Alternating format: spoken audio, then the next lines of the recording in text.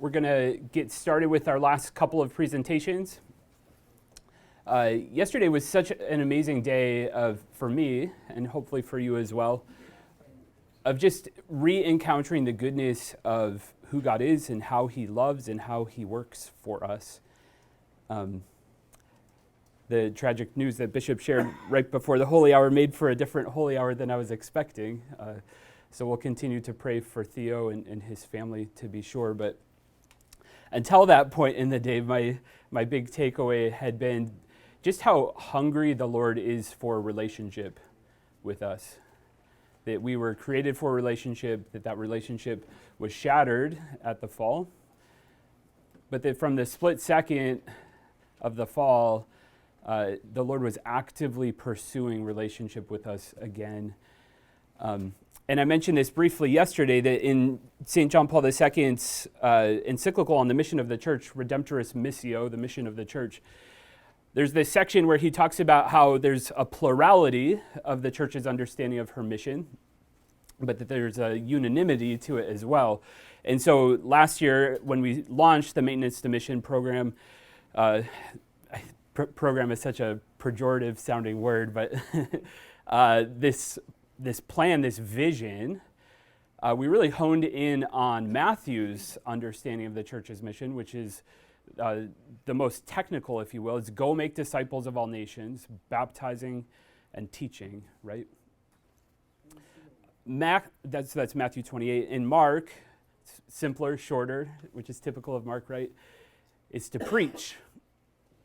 In Luke, which actually comes in Acts, it's you will be my witnesses. It's where we get our word martyr, right? So kerygma, martyr, these are ancient, deeply important things for us. But in John, we get a very relational sending. In John 20:21, I believe, he says, "As the Father has sent me, I send you." As the Father has sent me, I send you. And just think about that for a minute. God from all eternity, complete in and of himself, this communion of persons, loves us so much that he sends his Son. Right? We all know this. But then Jesus says, I send you in just the same sort of way. I am one with you. And because of my love for these other people, now I send you who are part of me.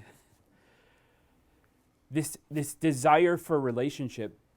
And for the last couple of months, there's this image that I just kind of can't shake that comes earlier in John's Gospels. And so if you want to look at the scriptures on your phone, or if you've got a Bible with you, we're just going to briefly look at John chapter 4 this morning as we get started. This is one of my favorite chapters in all of the New Testament. It's the long but very, very rich story of the woman at the well, right? The Samaritan woman. And there's so much in this passage that we could unpack. John is a literary genius, and so every detail in this passage is really rich. But just to review, it's the middle of the day. All of the women in the town would have long since gotten their water and gone back to their homes, right? It's blazing hot out in the middle of the day in the Holy Land. Jesus is in Samaria, which good Jews would have gone around Samaria to get up to Galilee, because the Samaritans were their enemies, mutual hatred between those groups of people. But here Jesus is going right into Samaria in the heat of the day, encountering this woman at the well. And she goes through this amazing conversion of being defensive, wondering who this stranger is that has the gall to talk to her, this Jewish man who has the gall to talk to her. And her backstory, as we know, is she's been married how many times? 5 times, right? The Samaritans were left when the Jews went to the Babylonian exile. And while the Jews were in Babylon, the Samaritans fell in with worship of the Baals. So the Baals were these other gods. There were 5 of them. The word Baal means husband. And so St. Augustine, commenting on this passage, says, we as humanity seek fulfillment and purpose and meaning in all different ways.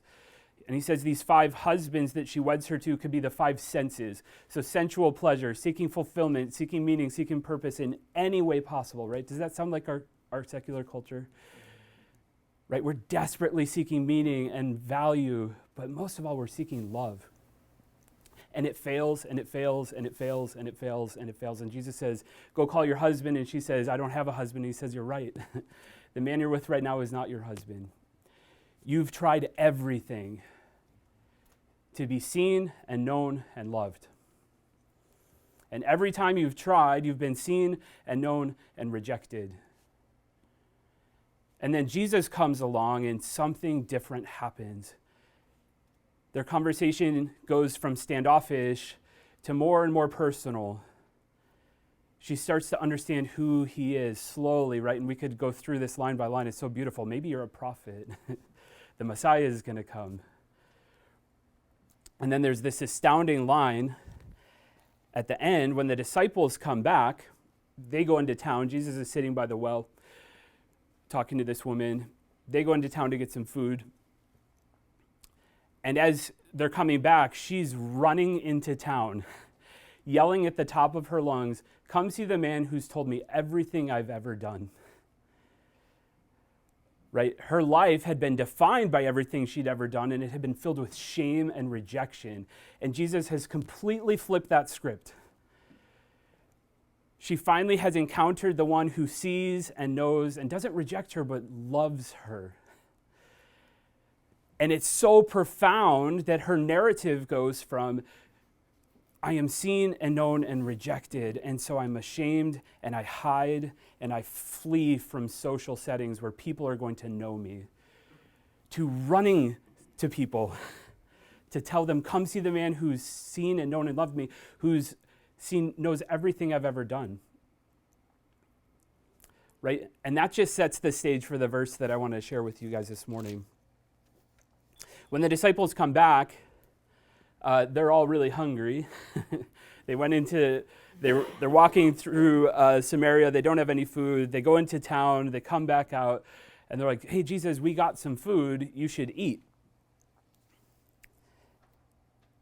This is verse 31. It says, meanwhile, the disciples urged him, Rabbi, eat. But he said to them, I have food to eat of which you do not know. I don't know if John's trying to be funny, but he says, so the disciples said to one another, could someone have brought him something to eat? And Jesus said to them, my food is to do the will of the one who sent me and to finish his work. My food is to do the will of the one who sent me and to finish his work. And I always used to read that as, well, Jesus is super obedient to his Father. He delights in just doing the will of his Father, whatever it is. But what I feel like I heard the Holy Spirit telling me this summer and this fall as I've been praying with this passage is that's true. He is obedient to the Father. He's perfectly obedient to the Father. And he delights in doing the Father's will, whatever that might be. But I think he particularly delights in doing this work. That whole long passage of John 4 that just happened, Jesus is telling the disciples, in this moment, I am satiated. I am satisfied. I have consumed that which fulfills me. And what is that? He just restored relationship with this woman who was desperate for it. She had tried everything. She was at the bottom of the barrel with nothing left to try. And she found the fulfillment that she had been seeking all along in Jesus. And Jesus says, this is the thing that satisfies me. This is the food that I came to eat, that I'm hungry to eat. And friends, I think that is the hunger that we have to recover. Evangelization isn't just a task that to be good Catholics we ought to fulfill doing, right? Like getting our budgets in on time so the diocese can approve them, and right? If we're going to become evangelists, it's because we are hungry to do the will of the one who sends us. and to complete the work that he has in store for us. And that work is to restore relationship of every human heart with the God who made them for relationship. So that wasn't on the agenda for this morning, but that was my fruit from yesterday. So I just wanted to share that with you guys to set the table a little bit. For last year, like I mentioned on Sunday night, we really were just setting the scaffolding, building the framework. And yesterday, with just focusing in deeply on what is the gospel message, we're starting to put some flesh on the skeleton. So last year, we started these quarterly vision gatherings with the priests, and some deacons came too, just to ask those really fundamental questions of what is our mission, what's our context for our mission, and what is your role as priests leading that mission, and deacons. We started supporting, you guys started supporting each other more directly through cenacles, and we heard a lot of great things about just the gift of being in relationship with each other on a weekly basis, praying together, looking at the scriptures together. We started the annual mission reflections to just ask ourselves in a non-confrontational, healthy way, how am I doing living this out? What goals do I want to set to improve, to be more fruitful in the year to come? And we improved our communication through quarterly deanery meetings with the priests and clergy as well. We want a direct flow of communication from the chancery to you and back and forth, so we're in relationship with each other more consistently. But today, we're going to take a look at what is ahead in year 2.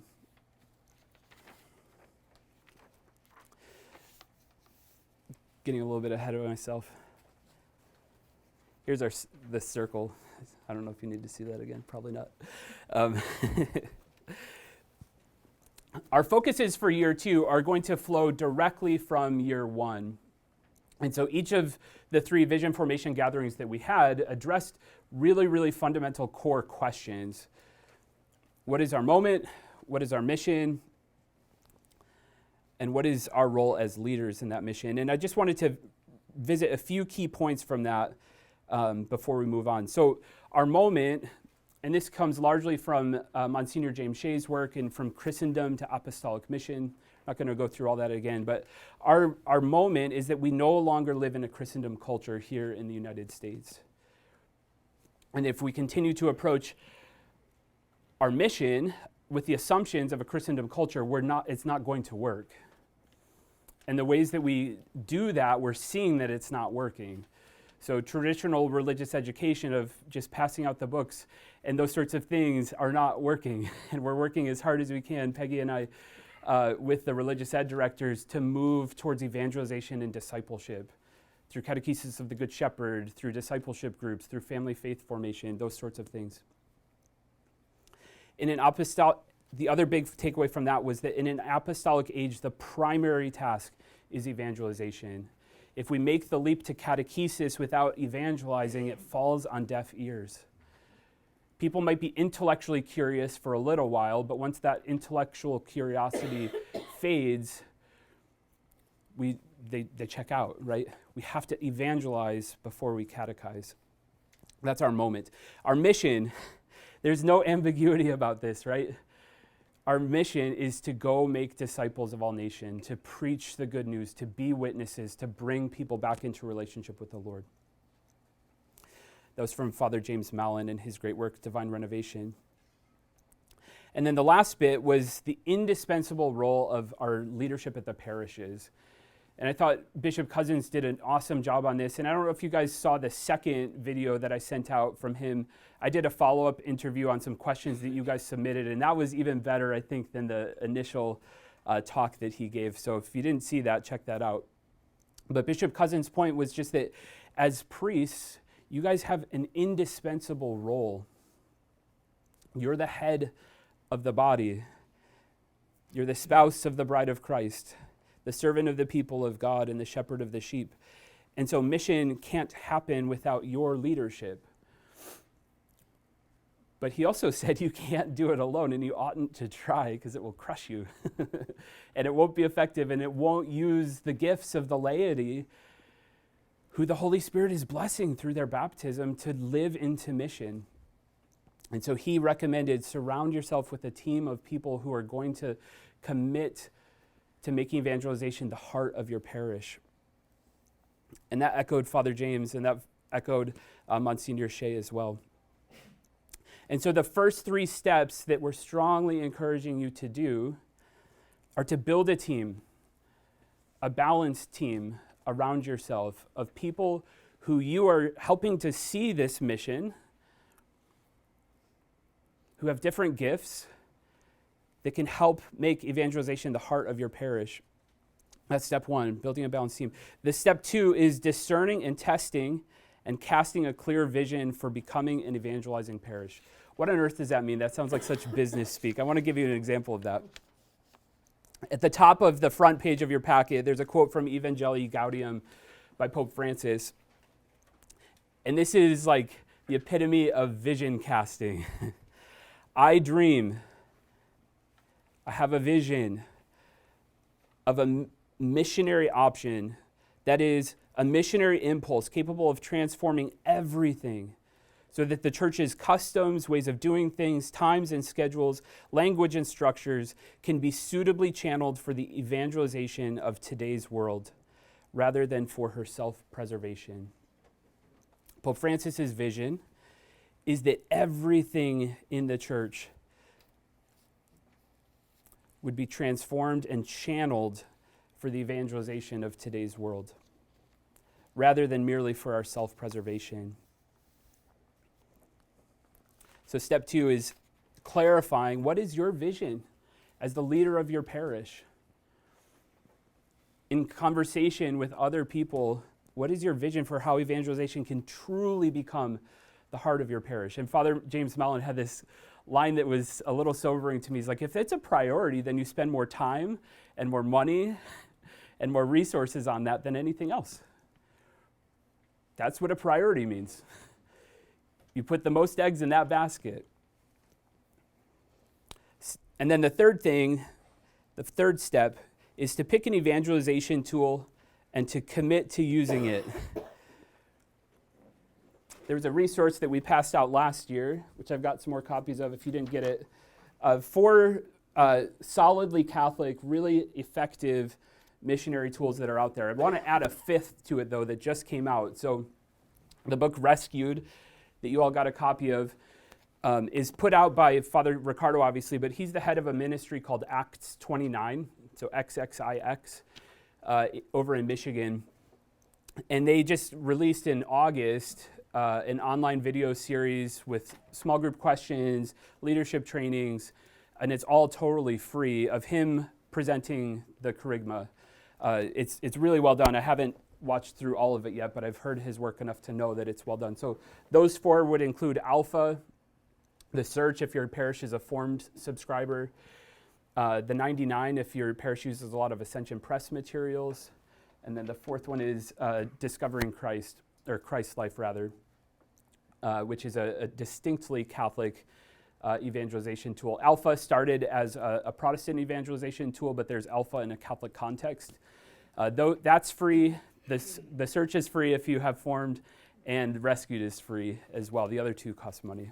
But the big thing is to pick one and then do it and do it and do it. Don't try it once and say, well, that didn't work. This is all bunk.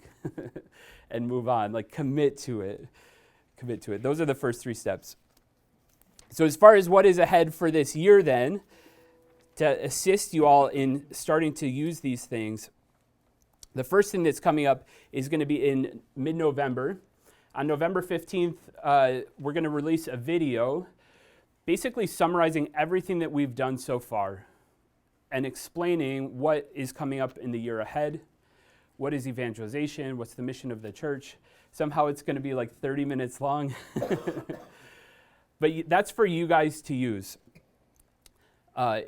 We're encouraging you to get parish leaders together, all of your parish leaders, whoever you think might in any way be interested in helping carry this out or ought to be interested because of their role. So your parish councils, your finance councils, your staff, your school personnel, lay leaders, leaders from your men's and women's organizations. If evangelization is why the church exists, which Pope Francis goes so far to say, all of your leaders at your parishes need to know about it.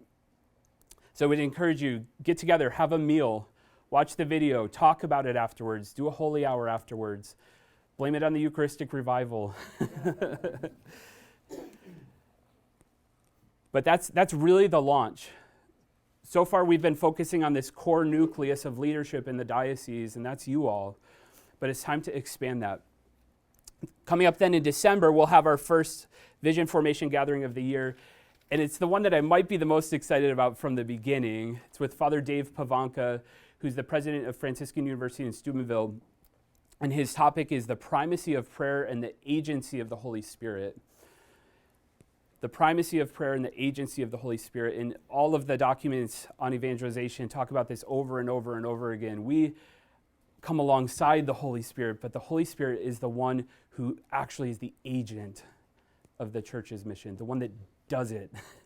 We cooperate in our humble ways. But Father Dave Pavanka, if you've never heard him before, talk to Father Jerry. They had him do a parish mission. He is phenomenal. So really excited about that. And this is the first one where we'd encourage you to, whoever's interested from your November gathering, bring them along. Bring them along. Watch it together. I think our Zoom account can host 100 people. So please come together as a parish leadership team.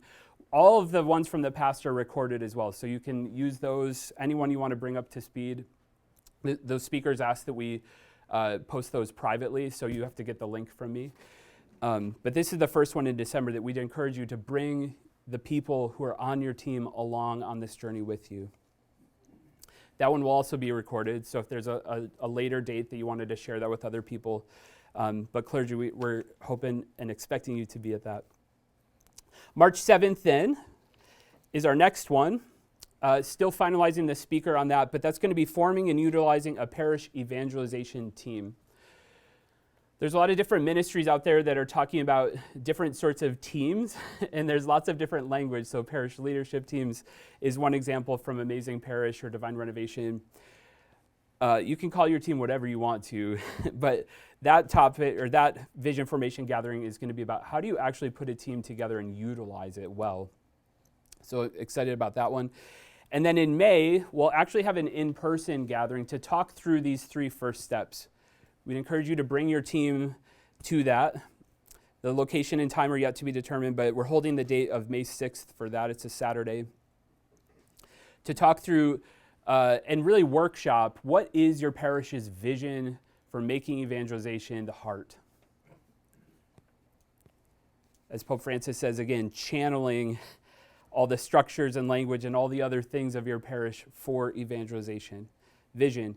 Leadership. How is your team going to carry that out in a healthy, authentically Catholic way? And then the third one is a kind of a crash course in different evangelization tools that you could use. And then in the spring of 2023, this coming year, Bishop is going to release a pastoral letter on evangelization, which will go out to the whole diocese. So that'll start to move towards the transition of year 3 of the diocese, just really putting our money where our mouth is, that this is what we're all in on.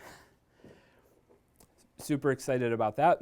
And then lastly, the last Vision Formation Gathering of year 2 will be in August of 2023, and that'll be on effectively utilizing an evangelization tool. So it sounds like a lot of repetition, but the only way that culture changes is by actually repeating over and over again the same things, investing in it until the culture actually starts to change. And we know that you all have so much on your plates. I think the hardest part, as we've been talking about this as a team, as we've been talking to leaders at the parishes, is you are swamped with lots of important things. Maintaining the structures of what you've inherited as parish leaders. And so we just want to encourage you, hold fast, dig in, let us know how we can help. But this pivot is such an important pivot. And then the last thing that I wanted to mention to you all today is this discipleship process. And Ryan talked about this a little bit as well. He used this really helpful chart for the conversion process. One of the things that I'm hoping to have done for the November gathering is a resource on the discipleship process. What does conversion actually look like? And this is one of the things that will show up in that. But the other thing is these 4 phases of the discipleship process. And I talked about this last year, and every apostolate that I know of that's bearing a lot of fruit talks about this in some way or another. Focus, the Fellowship of Catholic University Students, talks about win, build, send. Father David, you shared one with me last night. What was it? Reach, call, form, send. Reach, call, form, send, and that's through St. Paul Outreach? Yeah. So the reach would be pre-evangelization, reach out to people, build relationships. Call would be call people through evangelization. What's the next one? Form would be discipleship then, and then send is apostolate. But as you're starting to have these conversations at your parishes, or continuing these conversations, as the case might be, it's really important that as a parish, we think about where are we doing pre-evangelization well? What are the things that we're just seeking to build relationships with people on the margins? And then secondly, where as a parish are we evangelizing effectively? Proclaiming the kerygma boldly, ardently, and leaving room and making an invitation to respond, right? Both of those components are so important. The third step then is discipleship, of actually forming people to follow Jesus as men, as women, as young adults, as teenagers, as seniors. How are we intentionally trying to accompany people through discipleship at all different phases of life?